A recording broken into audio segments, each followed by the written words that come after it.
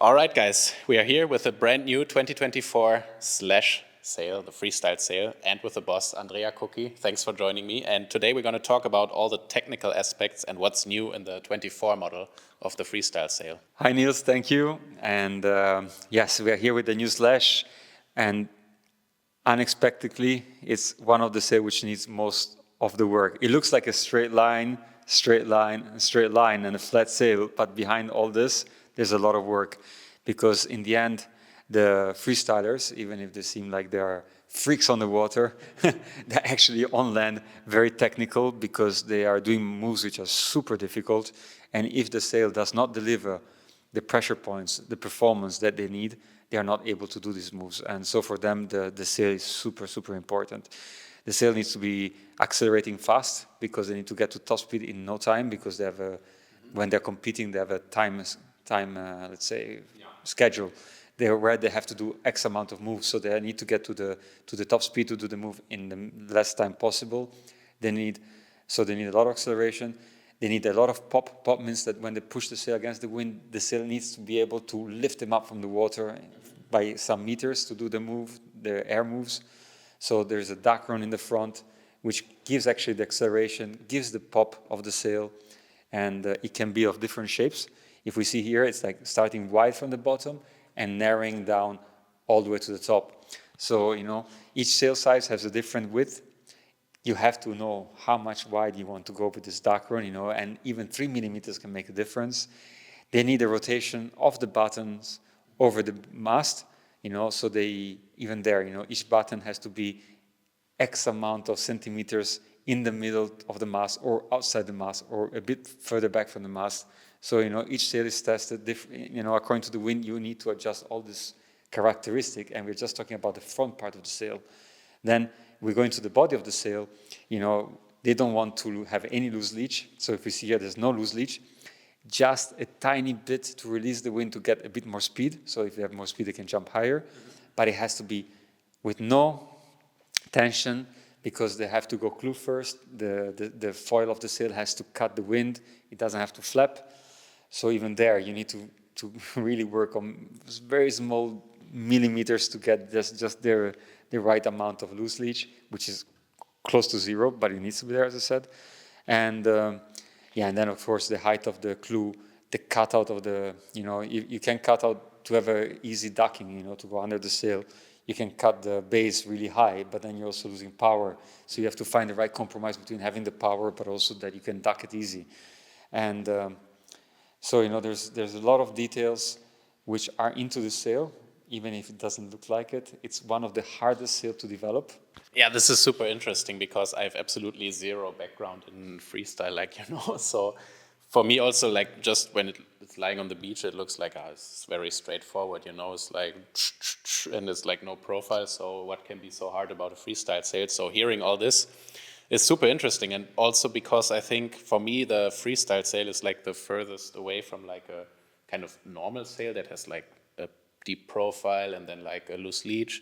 And so I think you have to kind of work around this because you don't want this, because this will flap around if you're doing like the tricks and stuff.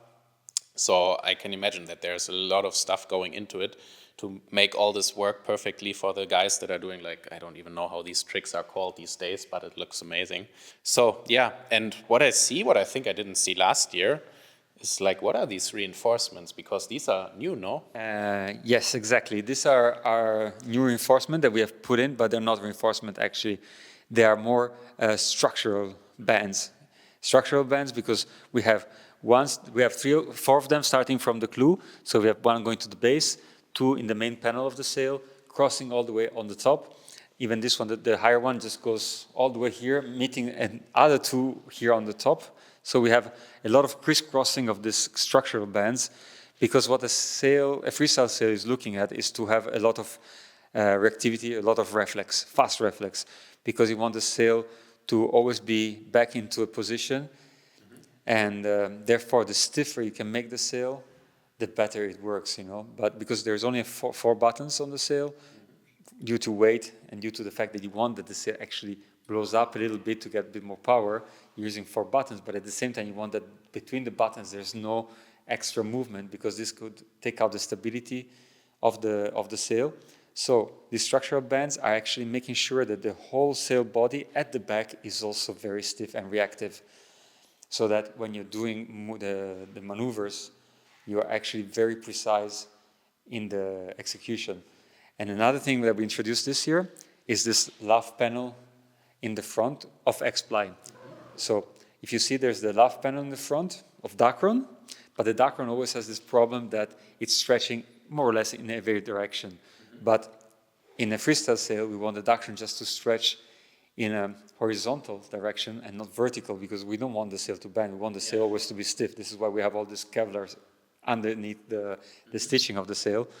And this is why we introduce, again, the structural bands. And this new lav panel, which is one piece from the bottom to the top, is actually keeping the control of the Dacron. So the sail has become much more stable, much more powerful, because the Dacron is actually working to give power and not losing power in a stretch. Yeah. And let's say that this upgrade to the sail, it has made a big difference. We started developing the sail now in 2013, so it's over 10 years of changes and work and development. We've proved with the sail with Jentel Cars and Jacopo Testa. Jentel was world champion with the sail in PWA. Jacopo Testa was vice world champion. So the two different people winning on a sail, European champion from the FPT tour. So he's a real winner, and and it's one of the sail which is the hardest to develop and what brings fun. I was wondering, how do I rig the sail and how do I fine tune it? Because I was actually just rigging the sail and I was pulling, and you told me no, there doesn't need to be any loose leech. And also the batten tension. What can you tell me about these things? Well, yes, exactly. The tuning of the sail is very different to the other sails. And when you downhole the sail, if you see that between button 1 and button 2, there starts to be a little bit of downhole, it's almost already too much. Downhole, sorry. There's a loose leech, it's already too much. Yeah, so practically what you're looking at is that when you downhole the sail, there's no loose leech. As soon as you see some, you have to stop. You have to have just like, oh yes, maybe there is a bit of loose leech between these two buttons, but that's it, not more than that. You almost don't have to see it. And again, it's because you don't want it. You don't want any. And the buttons don't need any tension as well, because the profile needs to be flat. Because when you're throwing the sail forward, if you have profile on the button, it will take a direction. So when you're ducking the sail, you're throwing the sail, the sail has to go straight. So the flatter the profile, the straighter the sail will go. And therefore, no button tension, just to release, to take out the wrinkles. As you see, there are no wrinkles, but there's no over-tensioning of the button. The bottom button, if you see, there is a bit of profile here at the bottom. Yeah. And this is made to give an extra stability to the sail, to give a little bit of initial power to the sail. Okay. But like the pro guys like Jacopo, for example, he's even trying to keep it under tensioned, because he doesn't want even to have that little profile on the sail. We still put it in because, I think and we think that it's still very comfortable to have it. But if you really want to be radical, even here, not too much tension. Yeah, but then you can just take it out. Yeah, you can just take out the tension, exactly. And regarding the clue, the tension of the boom, you need to have a bit of tension, because you want to bring this leech to have tension. So if I'm not pulling enough, outhole, what happens is that this will be softer, and then you would not have the response you're looking for.